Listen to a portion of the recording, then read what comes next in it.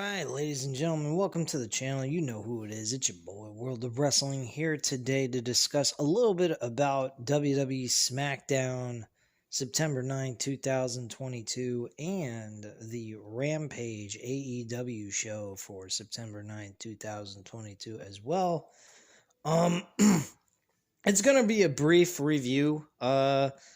SmackDown was actually the better show. The only thing from AEW Rampage that was all that remotely important was actually Sammy Guevara and Darby Allin for that tournament for the World Championship at Grand Slam.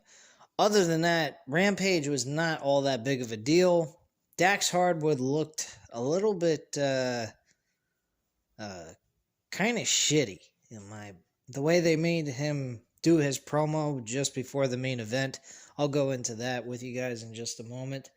But I think the way they had him come on the promo section of this leading into this matchup was kind of silly. Made him less of a wrestler, and he kind of put himself down in the sense that he knows he is the underdog and really doesn't have a legitimate chance of winning, which kind of stuck out at me like a sore thumb, going, what was the fucking point of booking the match then if you know damn well you have no shot in hell of winning the title? Secondly, I'm going to mention about Rampage. Rampage needs to become Ring of Honor. They need to just get rid of Rampage altogether. It's not even necessary. Half the fucking show is about Ring of Honor shit. They need to just make Ring of Honor a 1-hour show on TNT, replacing Rampage, and call it a fucking day. That's what they really should do. There's your fucking TV deal. Right there, Ring of Honor. Have Ring of Honor appear right after the fucking show for Dynamite's over. Same way you do it with Rampage.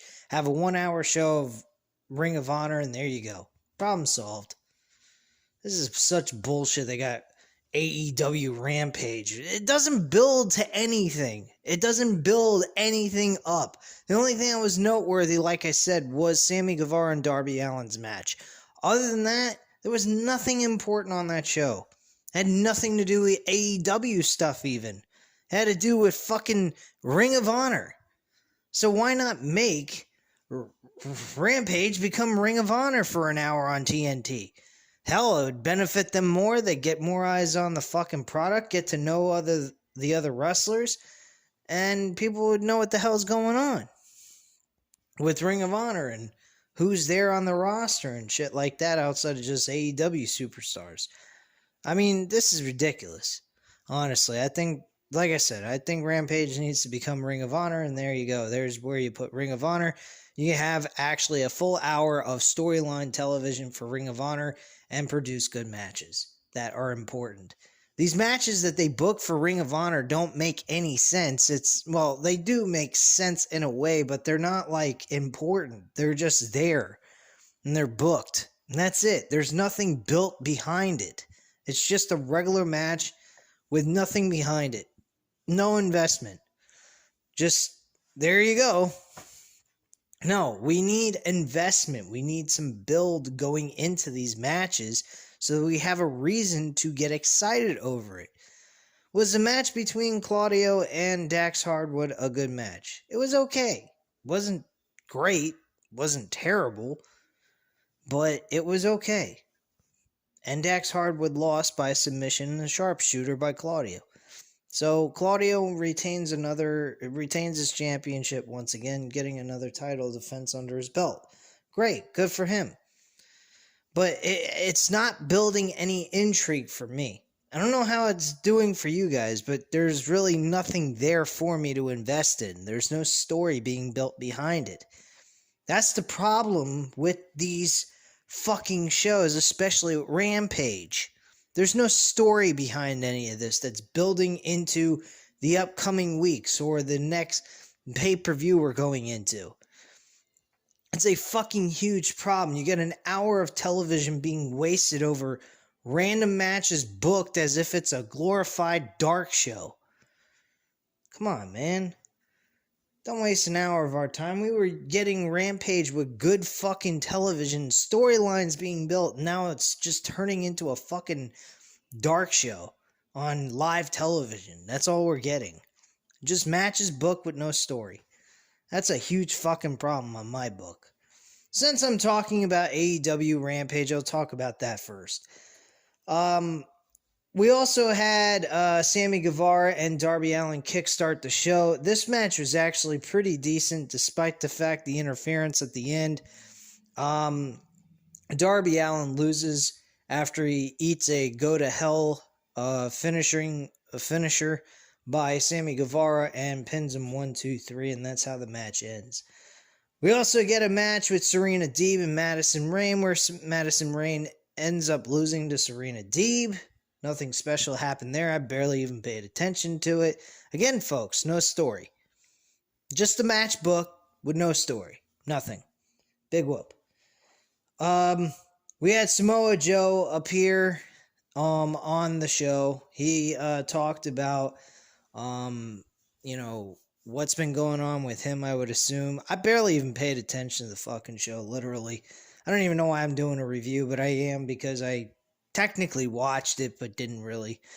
But like I said, I was going to go ahead and give you guys weekly Smackdown and Raw reviews on Friday nights, mostly just AEW reviews for Friday night for Rampage. Smackdown, I wasn't really focusing on all that much, but tonight I did watch it.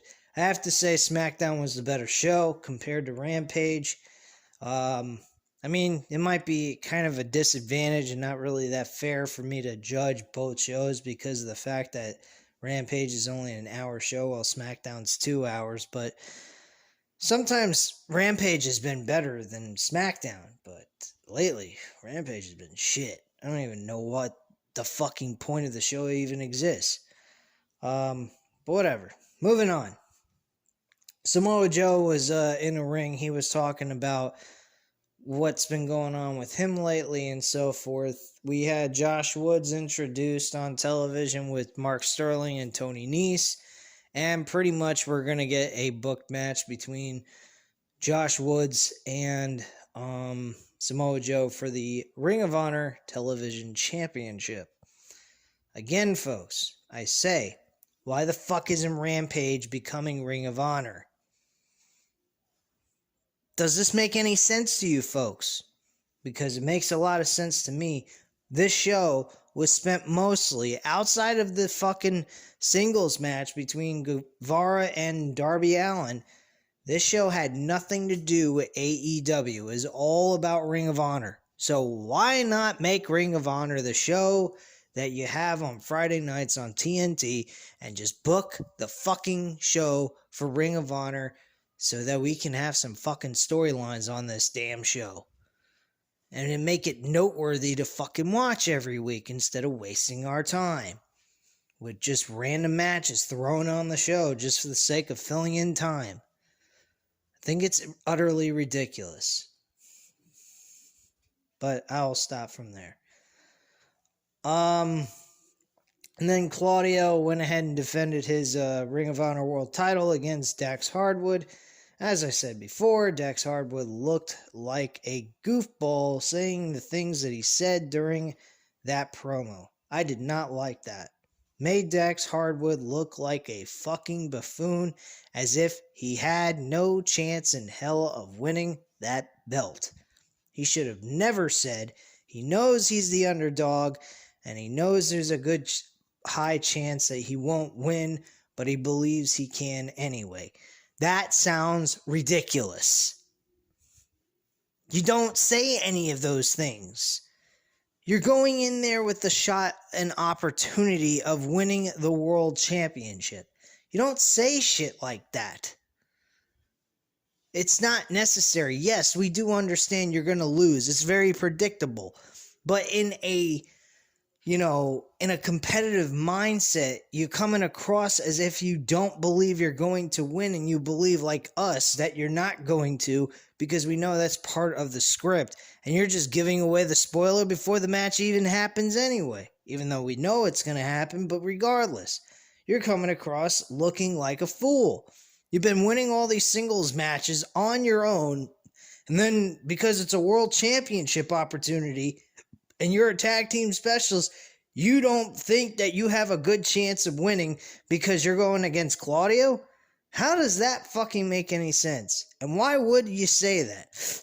Now, you might as well just say, hey, I forfeit the match. I know I'm going to lose, but hey, whatever. Come on, man. That sounds ridiculous. It made Dax Hardwood look like an idiot. I'm sorry. If any of you disagree, well, then that's fine. I don't give a shit. Anyway. What the fuck? Had saliva coming out of my mouth. Sound like I'm fucking retarded or something here. Anyway. Oh, jeez. Moving on to Smackdown. Smackdown was actually a far better show. Not by much, I will say that, but somewhat enjoyable. We had the show opening with a 6-man tag team match, and this actually was a 6-man tag team match. Hey, AEW, why don't you treat your trios tag team wrestling like what we saw with Gunther, Imperium, Gunther's team, Imperium, going up against Sheamus, Pete Dunne. I'm not even calling him Butch. Fuck that shit. And Ridge Holland. Why don't you have matches like that? There was a lot of tagging in and out. There was tag team wrestling. Yeah, they had their moments where it was a tornado type tag team wrestling taking place, but it wasn't throughout the entire match. The majority of trios matches are a fucking 3-ring circus with a tornado tag type style match going on when they're not supposed to be that of any kind. See, that's the thing about tag team wrestling. The only time you see that type of style taking place is when you see the match coming to an end. That's usually when you kind of see that shit. Otherwise, you see mostly just teams tagging in and out and keeping their opponent away from their tag team partner so they can beat them down. That's the point of tag team wrestling. Something AEW really needs to learn, and that's something I'm getting very frustrated with them about. I'm enjoying what they did this past Wednesday, but I will say this. Their tag team wrestling for 6-man and regular tag team wrestling needs to change.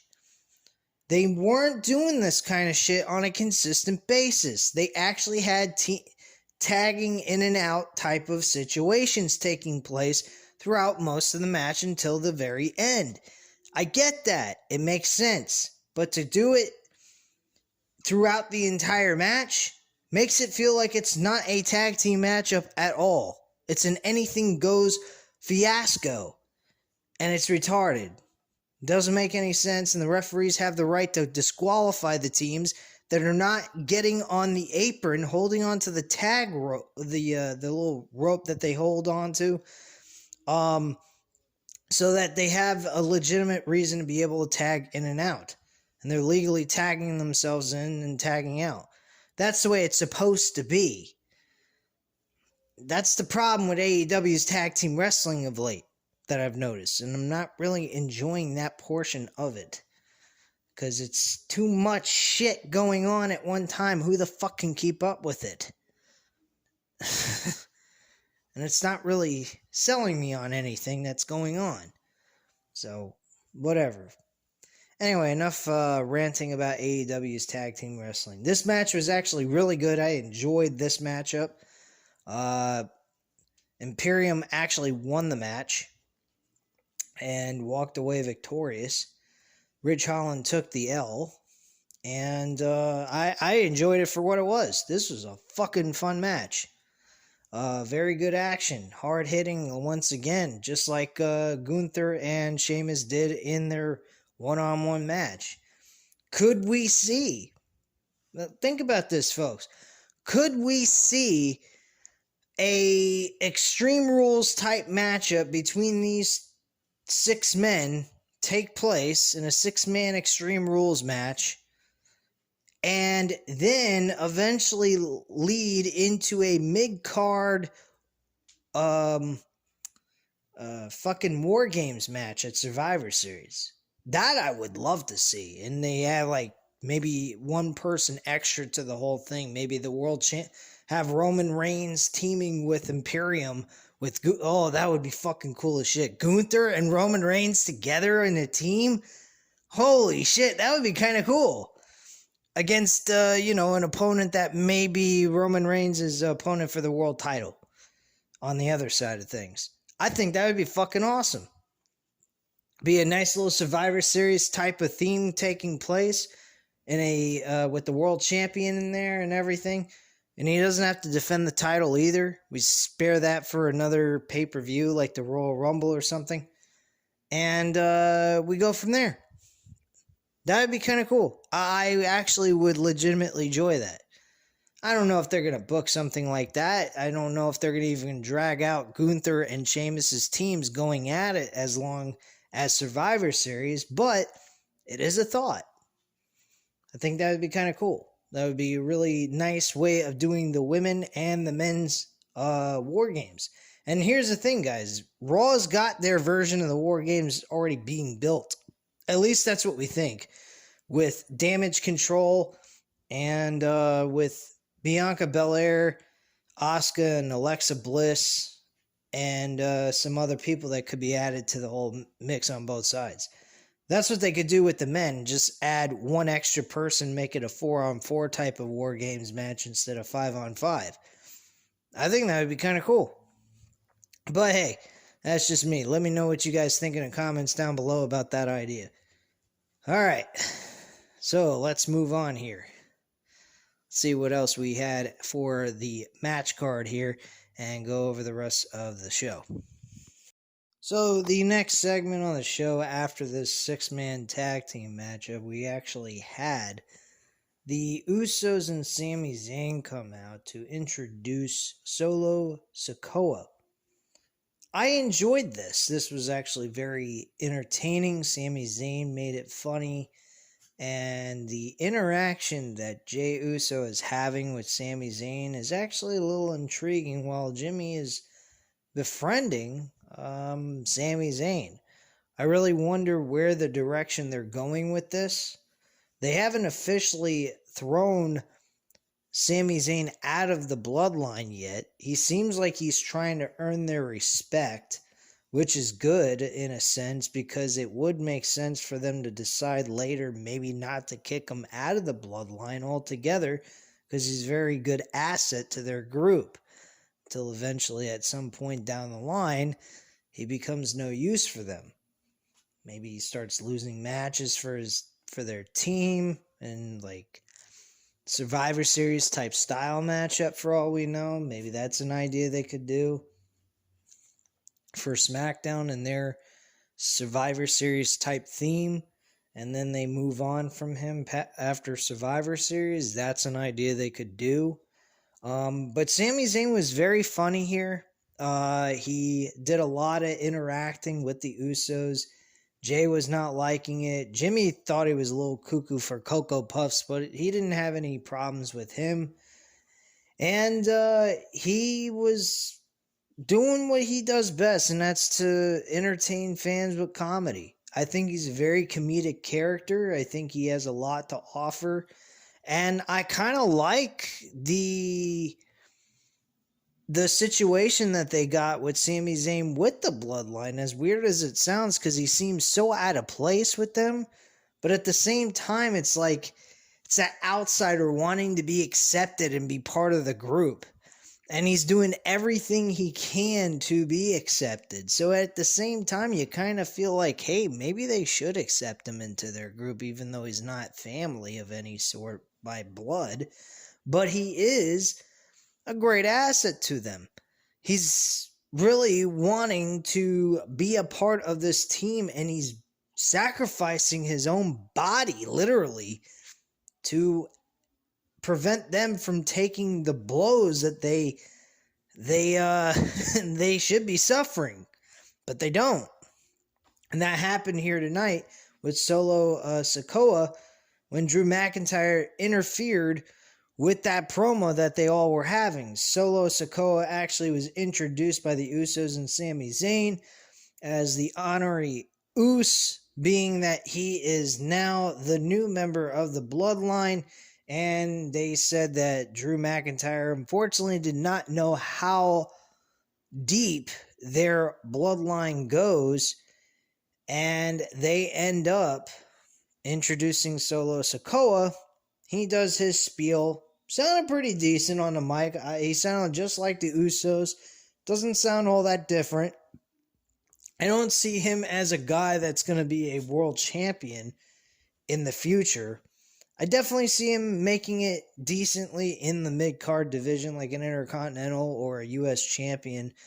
But as world champion, at least for right now, he doesn't look like he's in that realm of world champion material yet. But that could always change in the future, in like 2-3 years from now, for all we know. So just got to give it some time and see where things go with him. He did have a knee brace on, which I don't know why. He might have had some kind of injury with that. I mean, look at Steve Austin. He had knee braces on both knees, so when he wrestled. So that could be a sign that he has some kind of injury that he has with his knees. At least the one on the right. But yeah, his promo wasn't all that bad. I don't really have that much to complain about. Was it terrific, mind-boggling, or completely intriguing? No, it was decent, you know. But yeah, Drew McIntyre came out. He interfered in that segment. He hit Solo Sikoa in the stomach while he tried to get to the ring. And then Sami Zayn shoved Solo Sikoa out of the way so he would not suffer a chair shot to the back. And he takes the chair shot in the back. And that was pretty much it. And everybody else just ran off and Sami Zayn joined them. And that was all that took place there. The match was announced that Drew McIntyre would face Solo Sikoa in a one-on-one match, which wasn't that bad of a main event. It definitely was different. It made a lot of sense to do it anyway. I'll get into that once we get to the main event. And, yeah, I really don't have a lot of complaints about this segment. I think it was very good for what it was. And Sami Zayn was talked to by Solo Sikoa. And Solo was very pleased with Sami Zayn and what he did. And he said, you know what, you definitely might be a guy that we should have in our group. And like I said, he's a fucking crash test dummy. I mean, this guy's a fucking guy that'll take all the damage for everybody. Whenever he's around and he's able to knock somebody out of the way, he'll take the beating. He's a beat-up toy. I mean, come on. What better asset can you have from that? You don't have to take an ass whooping. Whenever you got someone chasing after your entire group, just leave him there to get his ass kicked. Eventually, it's going to lead to a certain point where they're just going to say, fuck him, let him get his ass beat to hell, and they just walk out on him altogether. I think that's going to be Roman Reigns' decision at that point. I don't know when that's going to take place. It might happen soon. It might happen later on near the end of this year, for all we know. But I am enjoying Sami Zayn with the Usos, and I think it's working out very well. At least for what it is. Anyway, it's not going to lead to anything spectacular where he's going to stay with the bloodline for good, but for right now, it should be pretty entertaining to see how he is and, like interacting with people and, like how funny he can be on the microphone. He's really brought out a comedic side out of the bloodline that I think is unique, and it doesn't really harm them in any way. It just kind of brings another element of enjoyment with that group, besides just good storytelling and making them a dominant faction at the end of the day. So that's all I have to say on that subject. Alright, so next up we had Raquel Rodriguez and Aaliyah going up against Toxic Attraction. Nothing really special happened here. I didn't even really pay much attention to it. Raquel Rodriguez and Aaliyah win their match. This was a non-title match, by the way, so that's kind of a plus. in a way of how this match was booked. But nothing really special happened there. Then we have a fatal 5-way to determine the number one contender at Extreme Rules. Oh, jeez. Are they serious? They had to do another one of these damn things? Is it really that necessary? Come on, man. This is fucking ridiculous.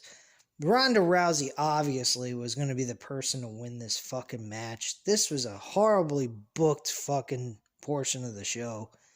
They had Lacey Evans, Sonya Deville, Natalya, Ronda Rousey, and some other fucking female that I don't even remember.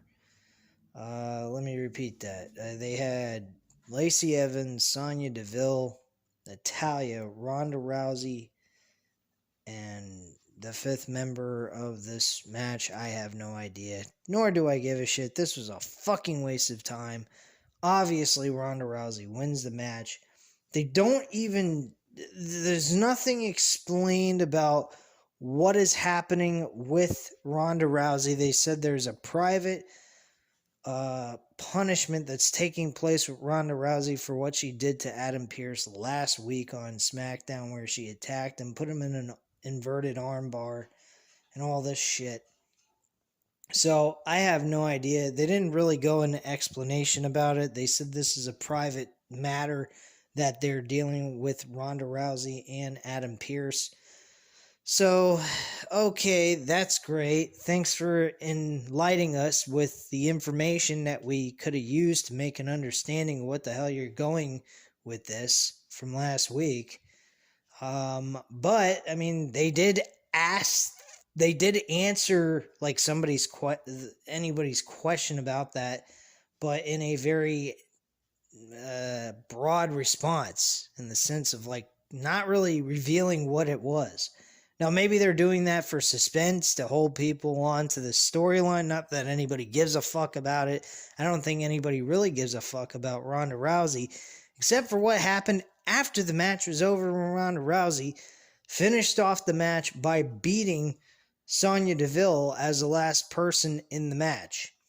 She actually bumped into Shayna Baszler, and it seems like they might be building a story between these two women to either face each other in the future or possibly become a tag team, which I'd be totally fine with that.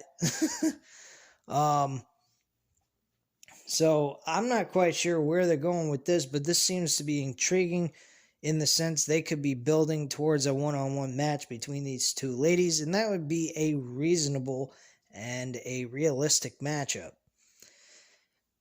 Now, I don't know if you have Ronda Rousey win the title back from Liv Morgan on a SmackDown episode and then have Ronda Rousey and Shayna Baszler go at it at Crown Jewel, or you just have this match is actually taking place at Extreme Rules. So, yeah, they just have Ronda Rousey beat Liv Morgan at, Extreme Rules, and then we take these two women, if they decide to go in the direction of making them go head-to-head, have it take place at Crown Jewel in front of a big, large crowd, or save it for Survivor Series and fuck Crown Jewel, since the women can't even dress up like they normally do under normal circumstances. So, that's just the way I look at it. You leave your comments down below about that one, because I don't know if they should have the women compete at Crown Jewel or not. But I would rather see Ronda Rousey and Shayna Baszler be able to compete in their normal dressed attire than dressed up in some geeky outfit to impress the Saudis, because they are fucked up in their heads. Anyway, moving on. Alright, so next up we had the Maximum Male Models and Los Lotharios going up against the Street Profits and Hit Row. Street Profits and Hit Row win this matchup. Wow, that's not surprising. And a very wasted out portion of this show with this match. I don't even know why it was booked. I think the Hit Row beat the Maximum Male Models last week. And secondly, why are we having Raw guys on a SmackDown show? Again, the brand split does not exist. I don't even think they should even care about doing a draft. Honestly, I think they should just leave things as is, let everyone go wherever the hell they want to go, put them on whatever show, and just have a all-around whole locker room working in these two shows. And whoever's not booked for one show, put them on the other show for that week. That's what I would do. But that's just me. Next up, we had the Chad Gable and fucking Otis. I almost called him Titus. I don't know why the hell I did that. I guess apparently I wanted Titus's catering coming out in the middle of the ring or some shit, and him throwing pancakes with the New Day. Alright, anyway, moving on here. So Chad Gable and Otis pretty much did their normal skit that they normally do in front of a live audience, going shush please and all that, and thank you and all this nonsense. Not really a whole lot of important stuff came out of Chad Gable's mouth, and then all of a sudden we have Braun Strowman coming out. He returns to beat up another, not another, but he beat up a Raw tag team that he beat up this past Monday. Wow, that's impressive. Braun Strowman's doing some amazing things these last 2 episodes. I'm so fucking impressed. I'm glad Triple H decided to get him back onto the WWE brand. Gee, you should have stayed with control your own narrative. Because your narrative here with WWE absolutely fucking sucks.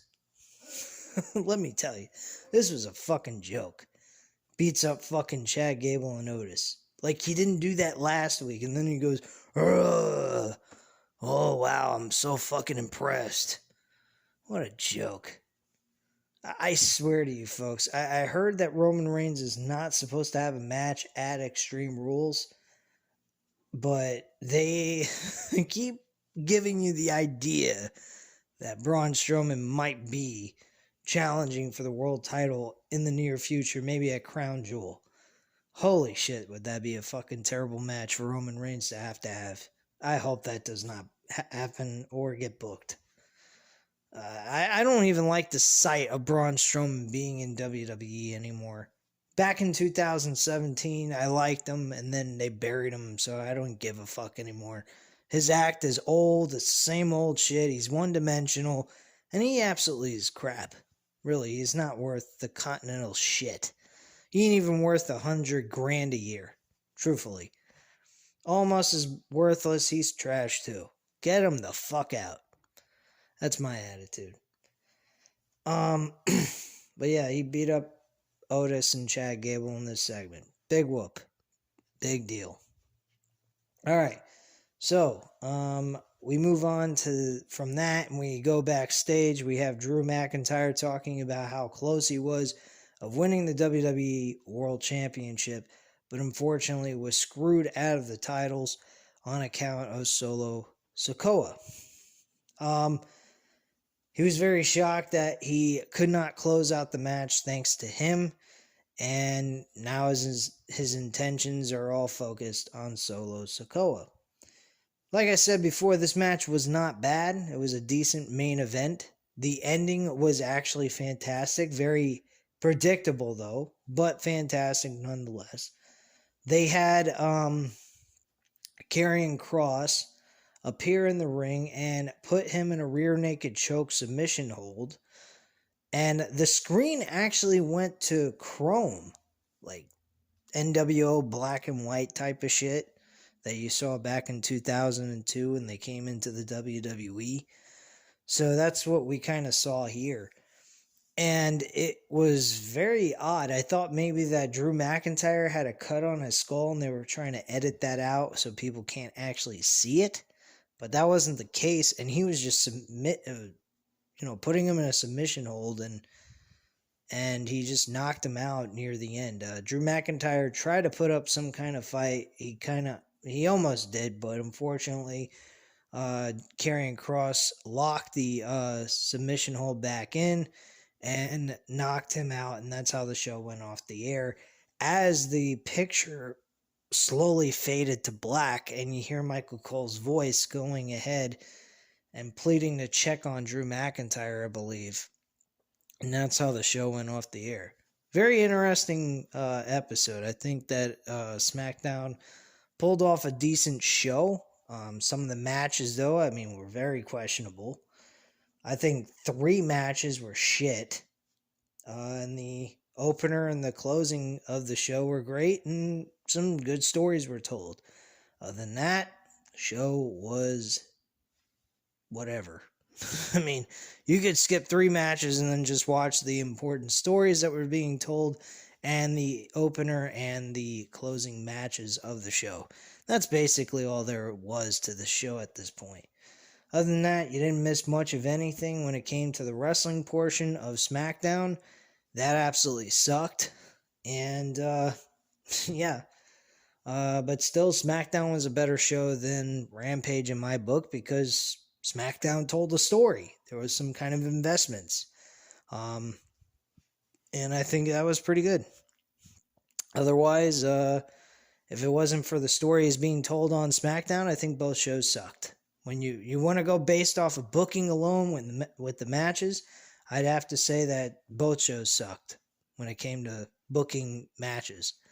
Other than that, though, I mean, SmackDown, just a slight topping over Rampage and whatnot. And that's pretty much it, guys. So at this time, you know what to do. Hit the like button if you liked the video. Hit the subscribe button if you're not subscribed to the channel.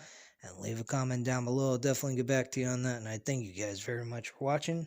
And I hope you have a great night, guys. Bye.